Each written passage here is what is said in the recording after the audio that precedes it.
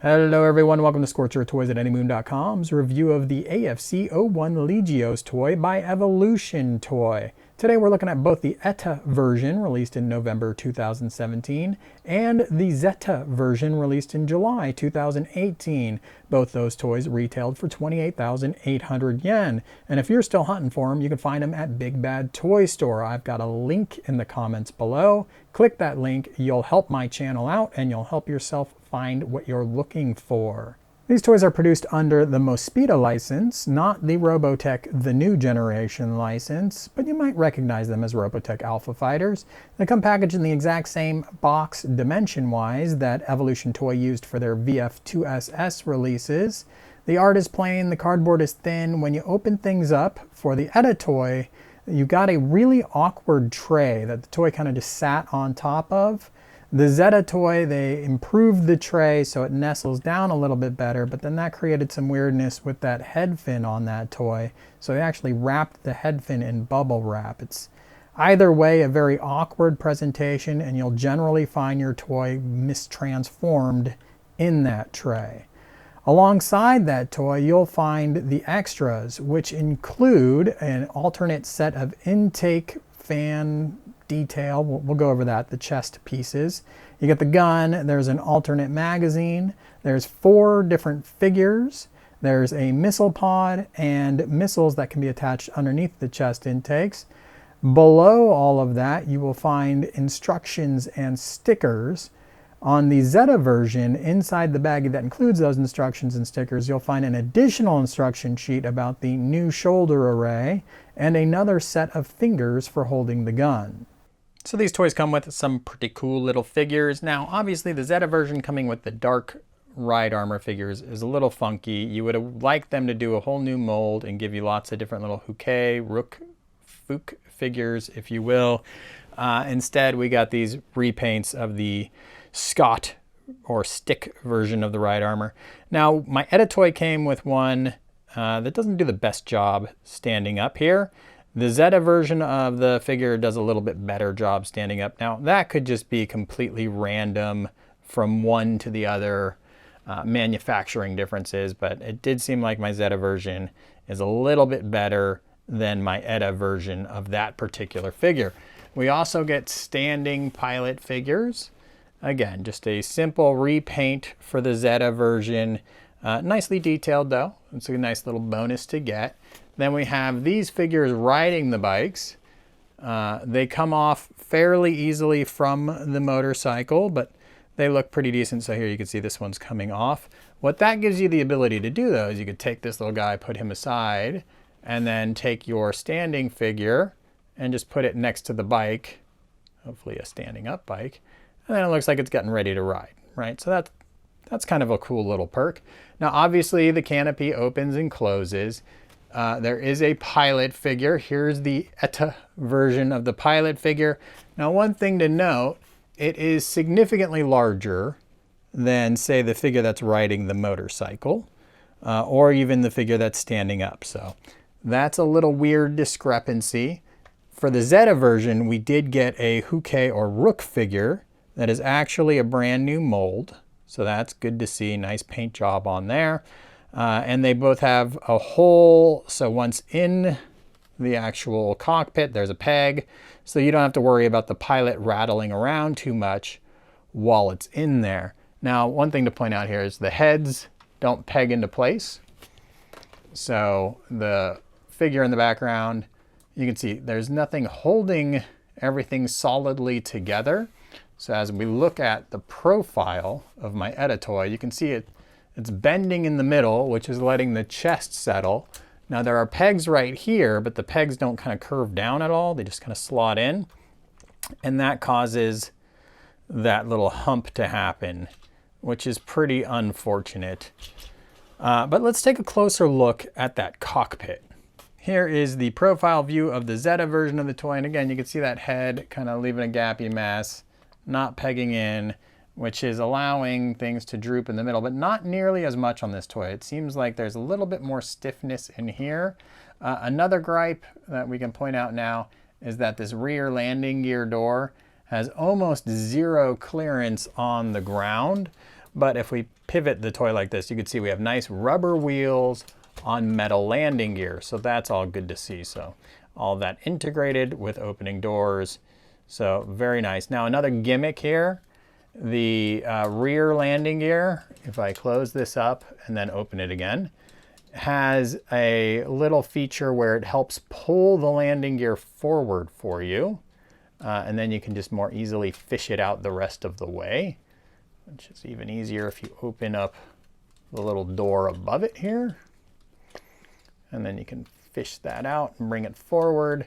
It does a decent job locking into place. So there you go. So that is your landing gear situation, which is all good. But we were going to look at the cockpit. So here we have a difference between the Zeta version and the Eta version that I'm not really sure if it's another build quality issue or if it has an actual improvement. Now we do have, looking at the cockpit here, some painted on detail in the front. Let's see if we can get a good shot on that. Yeah, so up in the front here, there's some painted detail. And on the Zeta version, you can see there is a little heads-up display in front of that. So we have the painted on detail, we have this heads-up display piece. On the Eta version of the toy, which we will pull out here, there is no heads-up display. That little plastic piece is not there. So I don't know if it was supposed to be there, and on my particular version, it just popped off. But then again, we have that painted detail still in there. So no heads-up display on the Eta version, and you do get a heads-up display on the Zeta version. Now, one thing you may have noticed is that I've got the gun attached under the wing on my Zeta version, but I don't have it under the wing on my Eta version. And the reason it isn't under the wing on my Eta version is because the hard point that it attaches to has fallen off.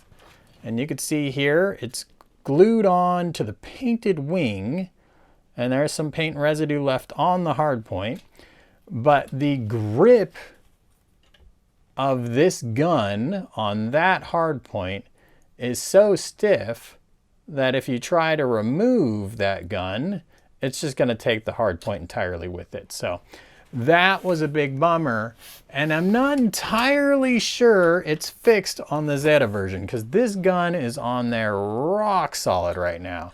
So I am going to be incredibly gentle and just kind of try to rock it loose, and we'll see together if this causes that hard point to come off.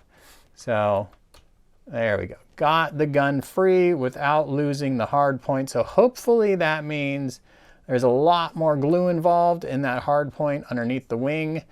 That grip is so fierce on there. I still would use extreme caution and probably opt for the center missile pod way of holding the gun. So let's take a look at that next. If you are familiar with some of the older Legioss models, then you'll be familiar with this center missile pod and the ability to stow the gun in that missile pod. You'll also be familiar with the missiles that can be then stowed underneath the intakes. Now, as you can see on my Eta version of the toy, the gun does not secure firmly into place. It kind of slides out. That could be solved with just a little bit of tape. Now, it's cool that you get these parts, and it's also cool that you have the option not to use them, as you can see on my Zeta version of the toy. On the Zeta version, I would point out that the one arm here is a little higher off that back plate than the other arm. And I thought maybe transforming the toy to soldier mode and then back again to fighter mode would solve that problem. It has not. But what does help is using this missile pod. So here you can see the missile pod itself. It's got some nice paint applications to it. We can slide it in. It's got pegs on either side, and that's kind of key. So if we slide it into place and get that first peg into place, and then line up that other peg and get that into place as well, it's going to lock the whole arms and that whole top section together into one unit. And that's going to make a little bit of a reduction to how obvious that manufacturing flaw is. So it benefits me to use that missile pod there. Now I can come to the back here, get my pegs back into the legs and get those lined up a little bit better. Now, if I want to use the gun in that bay, as you saw before with that one that slid out, I take out the magazine from the gun, can slide this back. No bullet detail there, oddly enough. There is bullet detail in this little L-shaped magazine that we'll replace it with. So we just plug that in, and then we plug the gun into that hole right there. On the Zeta version, it's a nice stiff connection, so that's good to see. When I originally reviewed the Eta version of the toy, I said that the missiles don't go on underneath, they just kind of fall right off.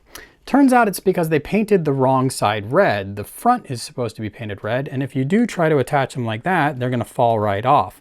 But if you turn them around and get what looks like the back facing forward, everything works out just fine. So let's take the Zeta version of the toy where they actually did paint the correct side red. You could see there are holes here, and then there are holes right next to them for the missiles. And that's an odd step backward, because if you take a look at the CM's toy that came out years and years ago, they just used the screw holes to peg in the missiles there. So that would have been a more sleek way of doing things here, but Evolution Toy did not go that route. Instead, they put off a couple little slots off to the side, which is fine. So we can plug these in there. It's just peculiar. They do things like folding pegs, which you'll see in the transformation video. So you would think they would want to eliminate as many of these slots as possible, but they didn't there. So overall, I'm not a huge fan of the look with this missile pod involved. I think also what's weird is we had the Aoshima toy many years ago, and that lets you use just the regular magazine from the gun. It's in there pretty stiffly. You can use this regular magazine and just plug it into that little hole. So that seems like a far better solution than needing a special magazine like you do on the Evolution toy. So weird you need a special magazine, weird they didn't just use the existing holes, but still, I guess a good option. I wish I didn't feel like I needed to use that center missile pod to help hold everything together and make up for that weird build quality issue. And one more thing, I do have a weird paint issue on the front of that missile pod, just a little smudge, as well as that little smudge over there. So still some quality assurance issues. The Eta toy was a bit of a disaster for several people right out of the box. My Zeta toy seems to be much more solid, but still far from error-free. At 31 centimeters long, the Evolution toy is nearly as large as the original Gakken 135 Legioss toy, so it's a much bigger toy than something like your Toynami Masterpiece toy, which was more like 24 centimeters long, or your CM's Legioss toys, which are something like 23 centimeters, depending on what you do with the rather funky legs on that vehicle. Unlike the Toynami or Aoshima toys, the Evolution toy has almost no metal in it. It has metal landing gears, but that's about it. The Toynami, the Aoshima were loaded up with metal, more so the Toynami even than the Aoshima. Actually, to their detriment. They had too much metal in it. The joints couldn't hold up the stress of all of that weight, and so that created lots of different problems there. The Aoshima also had its own build quality issues. So lots of problems with those toys, not dissimilar from Evolution toy and all the QC issues that they've been having. CMs, on the other hand, they didn't have so many QC issues, but more lots and lots of design problems. Now that toy also almost completely devoid of metal. It's got some nice hinges to it that are metal. Otherwise, it's a sturdier plastic from the feel of it than the Evolution toy. The Evolution toy is very thin. As you try to press those arm pegs into the legs, it feels like the plastic's actually stressing. So that is definitely not great. There's not a great tactile sensation here. If we look from the front at these vehicles, the Evolution toy, the Aoshima do a very good job kind of tucking everything together. It's not the prettiest design anyway from the front. The CMs, you can see definitely a hot mess with the improvement parts. If we move on and look at one without the improvement parts, it's almost comical how bad the CMs looked from the front. Whereas the Toynami and the Evolution toy doing a pretty good job. The Evolution toy's biggest weakness, definitely all the junk in the trunk in fighter mode. The legs seem to just keep going on, where the CMs and Toynami did a little bit better job. tucking things off. The CMs only did a better job because they flared things way out. So actually they just exchanged one mess for a different one. Toynami actually tucks together fairly decently. Before we move on to diver mode, let's take a closer look at fighter mode and see kind of how it functions from a playability standpoint. Now, as I pick up this toy, you can see there's a lot of flex in the center. There is clearance on the ground again, but it's pretty minimal, and it is unfortunate that center doesn't lock together better. But as we pick it up, we will take this fin and we will bring this back. And again, a shame that this head doesn't tuck in a little bit tighter. We will then bring this landing gear back, close up the doors. They close nice, kind of sit flush, so good things there. Here is the bottom of the toy. Looks pretty decent in fighter mode. Yeah, you can see through in a few spots, which is unfortunate, but it's not the end of the world. There's no huge gaping holes. So we'll go ahead and we'll close these rear landing gear. Everything looks fairly decent. From behind, there's a little bit of weirdness with thrusters and how you get the feet. If you want to have it actually look like some sort of propulsion could be happening there. This is a fairly decent stab at it. You can also see that these pegs coming undone, which is unfortunate. Again, the missile pod, that center missile pod, would really help keep things more secure. Yeah, you can jostle the wings, you can jostle the fins, but it does a pretty decent job handling wise. Now again, more gaps when looking from above, a lot of gappiness in here. Sort of a weird angular gap where those legs are coming together too.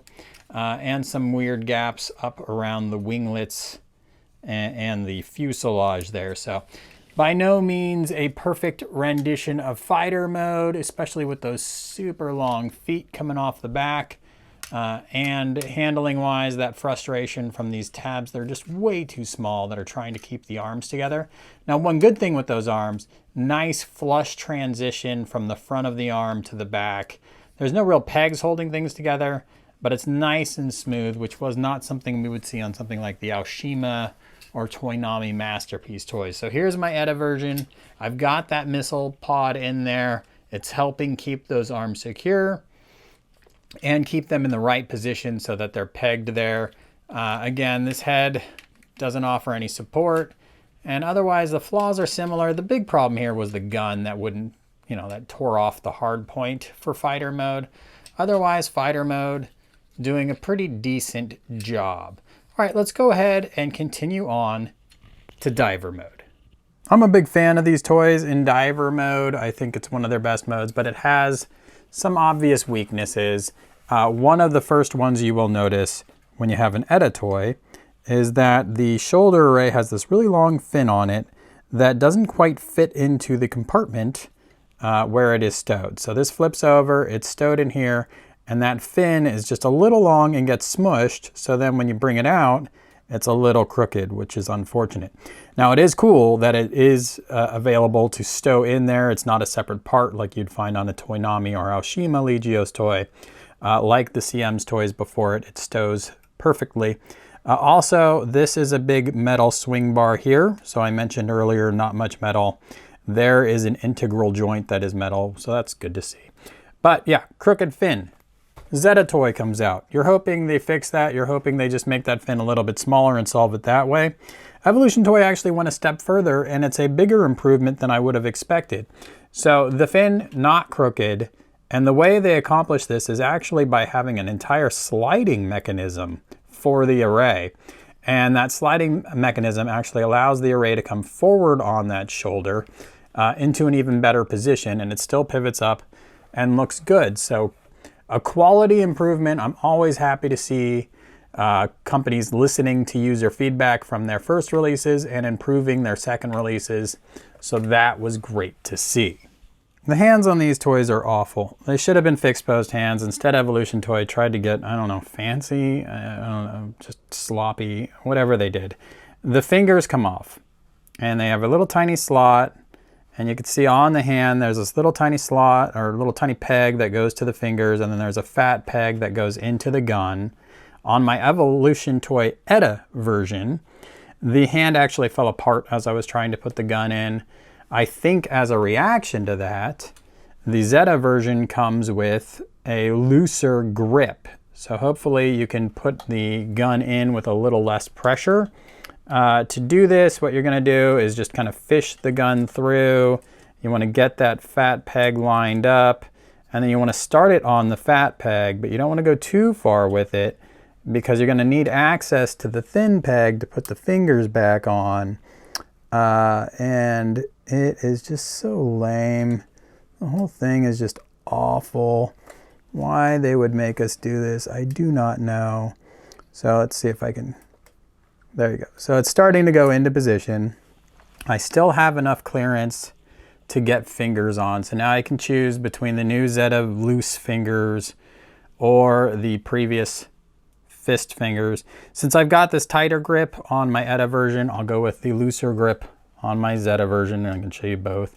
So now I can push this in, and there you go. So now I've got that into position. It's holding the gun, kind of loose grip, but it doesn't look too bad. One problem though, my elbow joint on my Zeta version is not really stiff enough to handle the gun. And the wrist is also not very stiff. So if you did have your little protrusion going on here, you could see the wrist and the weight of the gun are kind of rocking that downward, and it's just going to droop. Now, one cool thing, the shoulders are ratcheted. So I can bring up the shoulder theoretically, spin the arm around, spin the hand around, and then get a still forward firing pose. But you can see the gun kind of flopped out because the hand design is awful. Okay, so I've got the gun back in the hand, and here it is as best a firing pose as I could do. And you can see it's not awful still. Bit of a bummer the elbows aren't stiffer. Now, another thing to point out, you can use those under chest missiles still in this mode, but they come off the chest intake a very great deal towards the back, and you may knock them off as you use the legs pretty easily. You do have that missile pod, which has a nice little pivot feature on the arm as well. So it still can make a pretty decent look with those extra parts included. So on my ETA version of the toy, you can see the fist that's a little tighter on the gun there, the looser fingers on the Zeta version, and hopefully functioning similarly. The ETA version of the toy doing a much better job at the elbow, actually holding the weight of the gun up, so that's impressive. And maybe tells you that my problems on the Zeta version are just a one-off manufacturing issue rather than a common every Zeta toy is going to have loose elbows issue. Now overall, I do like diver mode's look quite a bit, and I really like the articulation of it. So if we turn this toy around, we can bring the legs out, we can twist at the knee. There's a double jointed knee with a ratcheted joint at this logo here, and then the ability to bring the leg back, so that's all good. The foot articulation, we can bring the toe down, we can bring the heel down. We can do quite a bit, but what we can't do is really rock more than this. So there's very limited back and forth articulation, which is really the only bummer. If we turn the toy kind of forward, we have this kneecap that can get out of the way, which allows you to get a pretty wide swept range of motion. In fact, you can get this toy with its nose on the ground pretty easily. Not that you would probably want to, but you have that option. So while there are issues around the hands and with these pegs coming out in the front, diver mode looks great and gives you a lot of chances for some really sweet poses. Toynami released the Masterpiece Alpha Fighter back in 2004, and it's based on a model from back when Genesis Climber Mosquito was airing. So we're talking about a very old model that emulates the line art better than this 2018 Evolution toy does, as you can see in this comparison here. Now, one of the things Evolution toy could have done is eliminated the trap door that the shoulder array sat on. I would really like to see some company figure that out. Instead, they're using that same solution that Toynami used, that Aime used, and that Gakken used by just having a flip-out door that it sits on, which is an imperfect solution, but it's a simple one. And given the size of this toy, we finally had an opportunity for someone to do something new and unique with the Legioss design But they didn't. They just kind of took the best aspects they could from existing toys and incorporated those together. And the net result is something very modestly better than what we had before. But after 10 years and at a price of 28,800 yen, your expectation is probably going to be for something much better than this is. For those of you who don't own a plethora of Legioss toys, here's a scale comparison that might make a little more sense to you. This is a Toynami 1100 VF1J Miria toy. This is a Yamato 160 V2 Max toy. You could see the Evolution toy Legioss was about the same size as that Yamato 160 V2 toy. Now, one thing I haven't addressed so far in the review are all of the missile bays, and this toy does have a lot of them. Now, one thing that can happen as we do this is if you open these bays too far, you'll pop the door off. You just have to set it back on, but it's a little bit frustrating. So here you can see there's a missile bay here and there. And oddly, the missiles are a little larger here than they are there, so they can fit more of them in. Not sure what the reasoning behind that was, but you can see you can open up the missiles on both sides of the legs for just a gruesome display of firepower, if you will. Then we can move our way up to the forearms, and we again have the ability to open up bays on either side. And again, if you open them too far, that door is going to pop off. And here we have even bigger missiles than we had in either of the leg bays. Same thing on the other side. Now, there's no real missile detail there. It's just red circles.